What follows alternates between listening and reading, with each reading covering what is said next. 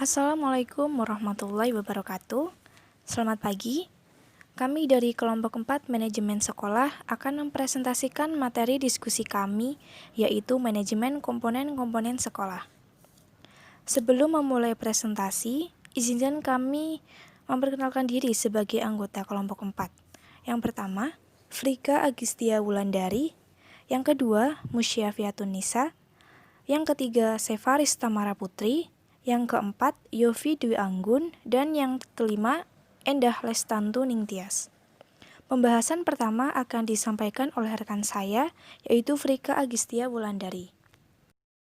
Baiklah, langsung saja ke materi yang pertama mengenai manajemen kurikulum.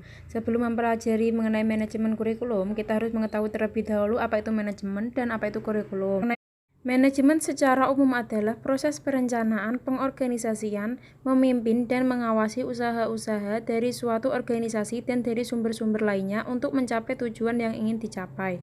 Sedangkan manajemen sekolah adalah keseluruhan proses kerjasama dengan memanfaatkan sumber personil dan material yang tersedia dan sesuai untuk mencapai tujuan pendidikan yang telah ditetapkan secara efektif. Selanjutnya mengenai definisi kurikulum. Kurikulum secara umum adalah susunan suatu rangkaian kegiatan yang di dalamnya mengandung rencana belajar siswa, semua pengalaman yang direncanakan dan dilakukan oleh sekolah saat di dalam kelas maupun di luar sekolah untuk menolong siswa dalam mencapai hasil belajar siswa yang diperoleh dari sekolah. Sedangkan manajemen kurikulum merupakan keseluruhan proses kegiatan yang direncanakan dan diusahakan secara sengaja dan sungguh-sungguh serta pembinaan secara kontinu terhadap cara belajar serta efektif dan efisien demi membantu tercapainya tujuan pendidikan yang telah ditetapkan. Selanjutnya, tujuan manajemen kurikulum. Komponen tujuan berhubungan dengan arah atau hasil yang ingin dicapai. Yang pertama, dalam skala makro, rumusan tujuan kurikulum erat kaitannya dengan filsafat atau sistem nilai yang dianut masyarakat. Misalnya, filsafat atau sistem nilai yang dianut masyarakat Indonesia adalah Pancasila, maka tujuan yang diharapkan tercapai adalah terbentuknya masyarakat yang Pancasilais. Kedua, dalam skala mikro, tujuan kurikulum berhubungan dengan visi dan misi sekolah serta tujuan-tujuan yang lebih sempit, seperti tujuan setiap mata pelajaran dan tujuan proses pembelajaran. Selanjutnya, tujuan manajemen kurikulum dan pembelajaran secara umum. Yang pertama, pencapaian pengajaran dengan menitik beratkan pada peningkatan kualitas interaksi belajar mengajar. Kedua, menggambarkan sumber daya manusia dengan mengacu pada pendayagunaan seoptimal mungkin. Yang ketiga, mencapai visi dan misi pendidikan nasional. Yang keempat, meningkatkan kualitas belajar mengajar di suatu pendidikan tertentu. Selanjutnya, pengorganisasian kurikulum. Pengorganisasian dari kata organisasi itu sendiri adalah suatu kelompok sosial yang bersifat tertutup atau terbuka dari atau terhadap pihak luar yang diatur berdasarkan aturan tertentu. Dalam sebuah organisasi sangat diperlukan melaksanakan proses manajemen, yakni perencanaan, implementasi, dan evaluasi. Secara akademik, pengorganisasian kurikulum dibagi menjadi dua, yakni kurikulum mata ajar dan kurikulum bidang studi. Kurikulum mata ajar merupakan kurikulum yang terdiri dari sejumlah mata ajaran secara terpisah. Sedangkan kurikulum bidang studi adalah kurikulum yang terdiri atas suatu bidang pengajaran yang di dalamnya terdapat perpaduan sejumlah mata pelajaran yang sejenis dan memiliki ciri-ciri yang sama. Selanjutnya, pengorganisasian kurikulum. Organisasi kurikulum adalah pola atau bentuk penyusunan bahan pelajaran yang akan disampaikan kepada murid-murid. Macam-macam pola pengorganisasian kurikulum. Yang pertama, korelasi kurikulum. Organisasi kurikulum ini menghendaki agar mata pelajaran itu satu sama lain ada hubungannya, bersangkut paut walaupun batas-batas masih dipertahankan. Selanjutnya, integrasi kurikulum. Organisasi kurikulum ini meniadakan batas-batas antara berbagai mata pelajaran dan menyajikan bahan pelajaran dalam bentuk unit atau keseluruhan. Selanjutnya, separated subject kurikulum. Organisasi kurikulum ini menyajikan segala bahan pelajaran dalam berbagai macam mata pelajaran yang terpisah-pisah satu sama lain. Selanjutnya, struktur program kurikulum. Kegiatan administrasi kurikulum dititik beratkan pada usaha pembinaan situasi belajar mengajar di sekolah agar selalu terjamin kelancarannya. Kegiatan administrasi kurikulum yang terpenting di sini meliputi yang pertama, kegiatan yang amat erat kaitannya dengan tugas guru. Kegiatannya meliputi 1. Pembagian tugas mengajar. 2. Pembagian tugas dalam membina ekstrakurikuler. 3. Koordinasi persiapan mengajar. 4. Kegiatan yang erat kaitannya dengan proses belajar mengajar. 5. Penyusunan kalender pendidikan. 6. Penyusunan perangkat pembelajaran. 7. Melaksanakan sistem kredit sekolah. 8. Menyusun laporan pendidikan. Sedangkan kegiatan yang erat kaitannya dengan proses belajar mengajar meliputi 1. Penyusunan jadwal pelajaran. 2. Penyusunan program rencana berdasarkan satuan waktu tertentu. 3. Pengisian daftar kemajuan murid. 4. Penyelenggaraan evaluasi hasil belajar. 5. Laporan hasil evaluasi. 6. Kegiatan bimbingan penyuluhan. Selanjutnya, pengembangan kurikulum. Pengembangan kurikulum adalah hal yang dapat terjadi kapan saja sesuai dengan kebutuhan pendidikan pada setiap jenjang pendidikan. Dasar-dasar pengembangan kurikulum meliputi 1. Kurikulum disusun untuk mewujudkan sistem pendidikan nasional. 2. Kurikulum pada semua jenjang pendidikan dikembangkan dengan pendekatan kemampuan. 3. Kurikulum harus sesuai dengan ciri khas satuan pendidikan pada masing-masing jenjang pendidikan. 4. Kurikulum pendidikan dasar, menengah, dan tinggi dikembangkan atas dasar standar nasional pendidikan untuk setiap jenis dan jenjang pendidikan. 5. Kurikulum pada semua jenjang pendidikan dikembangkan secara berdiversifikasi sesuai dengan kebutuhan, potensi, dan minat peserta didik. 6. Kurikulum dikembangkan dengan memperhatikan tuntutan pembangunan daerah maupun nasional, serta mempertimbangkan kebutuhan pengembangan ilmu pengetahuan dan teknologi dan seni. 7. Kurikulum pada semua jenjang pendidikan dikembangkan secara berdiversifikasi sesuai dengan tuntutan lingkungan dan budaya setempat. 8. Kurikulum pada semua jenjang mencakup aspek spiritual keagamaan, intelektualitas, watak, konsep diri, keterampilan belajar, kewirausahaan, keterampilan hidup yang berharga dan bermartabat, pola hidup sehat, estetika, dan rasa kebangsaan. Faktor-faktor yang mempengaruhi perkembangan kurikulum. Yang pertama, pendidikan tinggi. Kurikulum minimal mendapatkan dua pengaruh dari pendidikan di perguruan tinggi, yaitu pengetahuan yang dikembangkan di perguruan tinggi dan pendidikan guru yang umumnya dilaksanakan di perguruan tinggi. Kedua, masyarakat. Pendidikan adalah bagian dari masyarakat. Pendidikan dilaksanakan untuk menyiapkan peserta didik dalam bermasyarakat. Yang ketiga, sistem nilai. Dalam pendidikan tidak akan lepas dengan sistem nilai dan norma yang ada dalam kehidupan sehari-hari. Selanjutnya, prinsip-prinsip manajemen kurikulum. Yang pertama, produktivitas. Yang kedua, demokratis. Yang ketiga, kooperatif. Yang keempat, efektivitas. Yang kelima, mengarah pada visi misi dan tujuan yang ditetapkan dalam kurikulum. Manajemen peserta didik. Manajemen peserta didik merupakan penggabungan dari kata manajemen dan peserta didik. Manajemen berasal dari kata to manage yang berarti mengelola atau pengelolaan yang dilakukan melalui proses dan dikelola berdasarkan urutan dan fungsi-fungsi manajemen itu sendiri. Sedangkan peserta didik menurut Ketentuan Umum Undang-Undang Republik Indonesia Nomor 20 Tahun 2003 tentang Sistem Pendidikan Nasional. Peserta didik adalah anggota masyarakat yang berusaha mengembangkan potensi dan melalui proses pembelajaran yang tersedia pada jalur, jenjang, dan jenis pendidikan tertentu. Manajemen peserta didik dapat diartikan sebagai suatu proses pengurusan segala hal yang berkaitan dengan siswa di suatu sekolah, mulai dari perencanaan, penerimaan siswa, pembinaan yang dilakukan selama siswa berada di sekolah, sampai dengan siswa menyelesaikan pendidikannya di sekolah. Jadi, manajemen peserta didik itu dapat diartikan sebagai suatu usaha pengaturan terhadap peserta didik, mulai dari peserta didik tersebut masuk sekolah sampai dengan mereka lulus sekolah.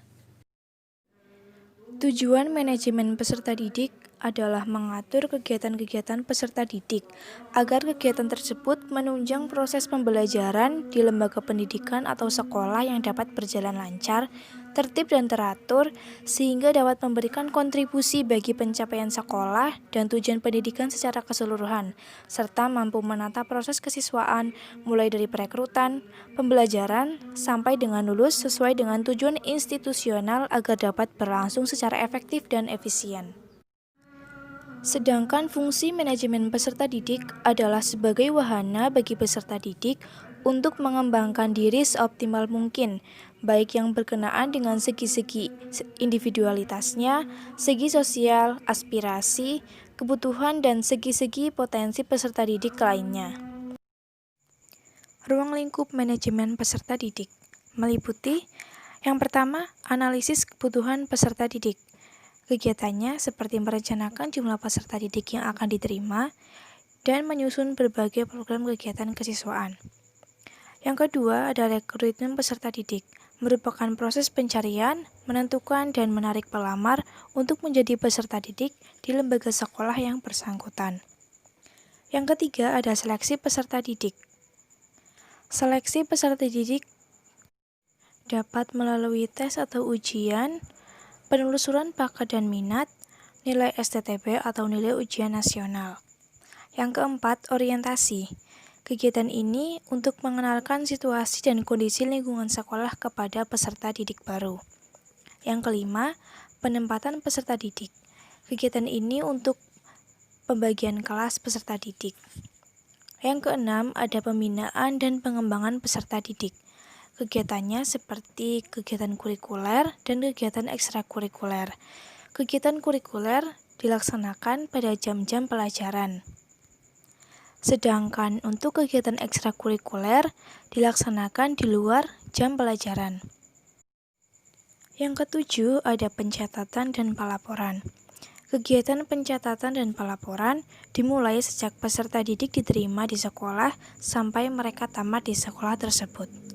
Dan yang terakhir, ada kelulusan dan alumni. Setelah peserta didik lulus dari sekolah yang bersangkutan, maka secara formal hubungan antara peserta didik dan lembaga telah selesai. Namun, hubungan antara sekolah dengan para alumni dapat dipelihara lewat pertemuan yang diselenggarakan oleh para alumni atau yang biasa disebut dengan reuni. Manajemen personalia adalah jenis manajemen yang berhubungan dengan perencanaan, pengarahan, dan seleksi pegawai, pendidikan, uraian tugas, pelatihan, dan pengembangan, serta pemeliharaan sumber daya manusia yang bertujuan untuk membantu tercapainya tujuan, baik itu tujuan individu, perusahaan, maupun masyarakat.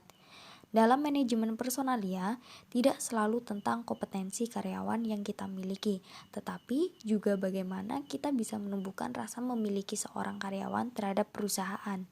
Jika suatu organisasi menguasai manajemen ini, maka organisasi tersebut akan dapat menjalankan fungsi perusahaan dengan baik, mulai dari perekrutan tenaga kerja, mengadakan training, sampai memotivasi karyawan untuk bekerja secara maksimal.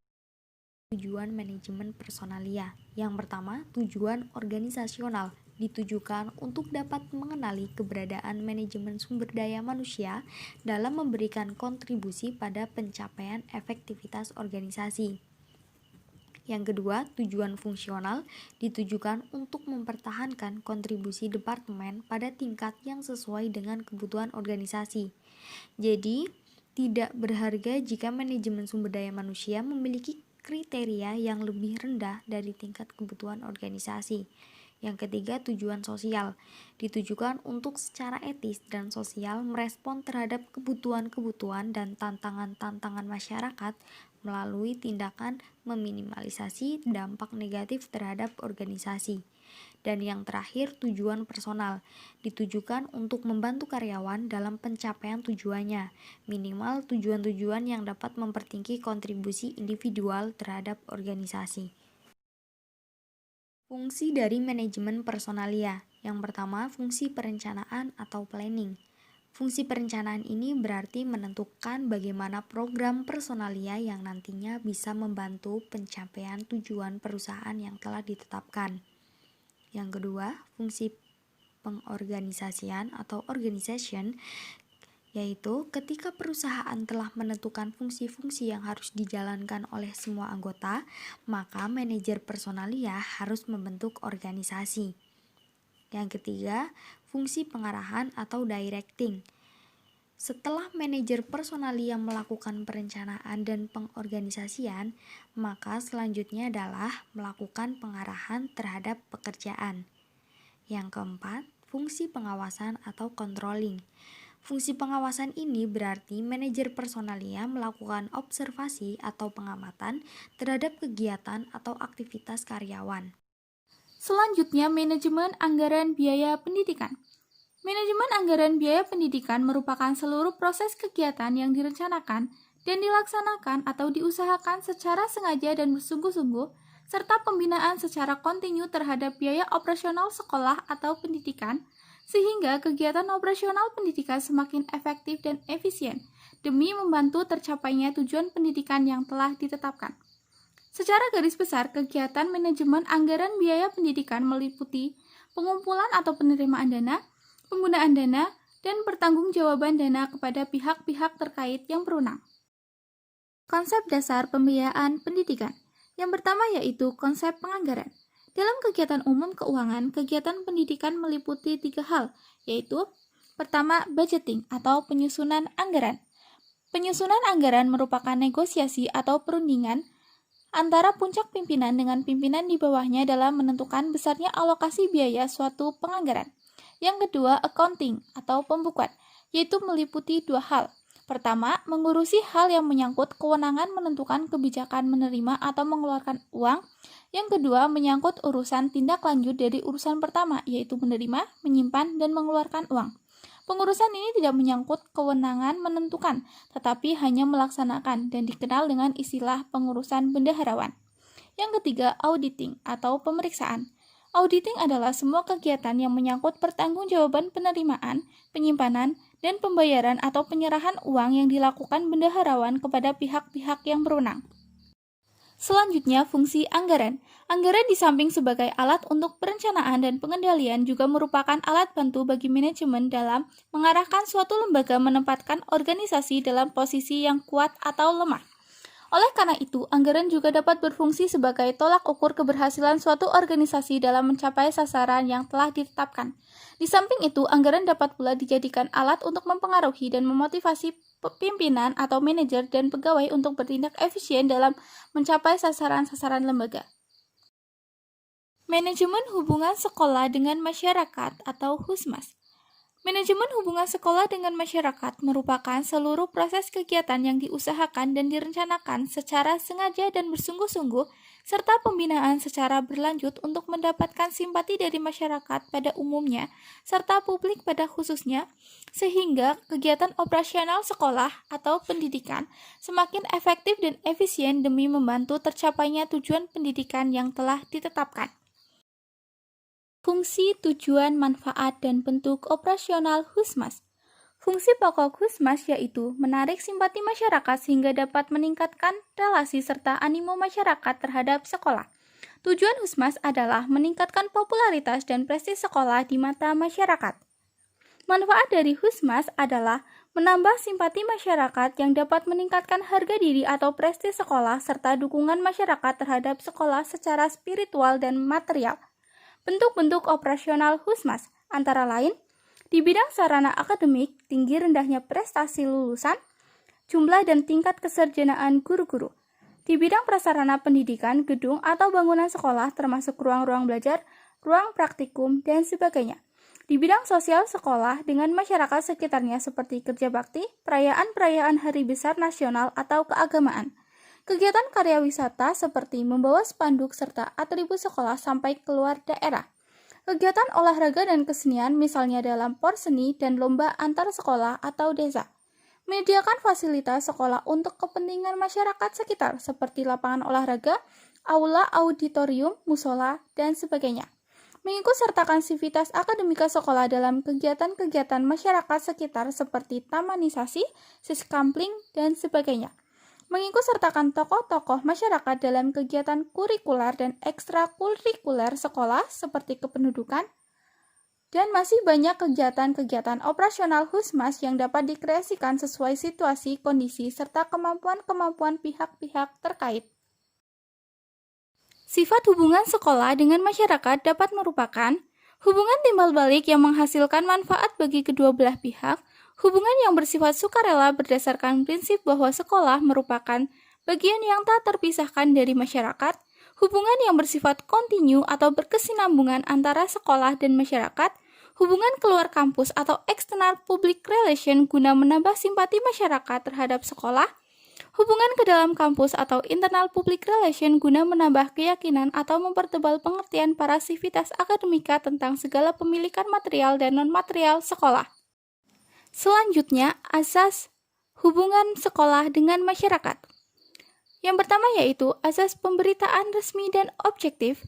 Kedua, asas pemantauan keberesan interinstansi. Ketiga, asas pertimbangan dan pengusahaan dukungan publik. Keempat, asas pelangsungan hubungan. Kelima, asas pemerhatian opini publik. Dan yang keenam, asas peningkatan mutu dan kegiatan. Proses atau tahap kegiatan hubungan masyarakat. Pertama, persiapan. Petugas humas mempersiapkan segala sesuatu yang berhubungan dengan tugasnya, meliputi bahan informasi yang akan disampaikan kepada publik, media yang akan digunakan, rumusan tentang maksud dan tujuan yang ingin dicapai, serta fasilitas yang dibutuhkan. Kedua, pelaksanaan. Petugas humas melaksanakan kegiatan yang telah dipersiapkan sebelumnya dan diusahakan dapat terlaksana. Ketiga, pengecekan tanggapan masyarakat. Petugas humas berusaha mengetahui dengan pasti apakah kegiatan yang telah dilakukan mendapat tanggapan dan sambutan positif dari masyarakat. Keempat, penilaian dan pengontrolan hasil. Petugas melakukan evaluasi pencapaian maksud dan tujuan kegiatan kehumasan yang baru dilaksanakan. Kelima, pemberian saran kepada pimpinan. Petugas humas wajib melaporkan semua kegiatan yang telah dilaksanakan kepada pimpinan. Selanjutnya, kedudukan humas yaitu sebagai berikut. Ditinjau dari sudut pandang manajemen, humas adalah suatu realisasi fungsi komunikasi, sementara tugas humas itu sendiri merupakan salah satu fungsi manajemen. Ditinjau dari sudut pandang administrasi pendidikan, humas adalah bagian atau salah satu komponen kegiatan administrasi pendidikan. Manajemen sarana dan prasarana.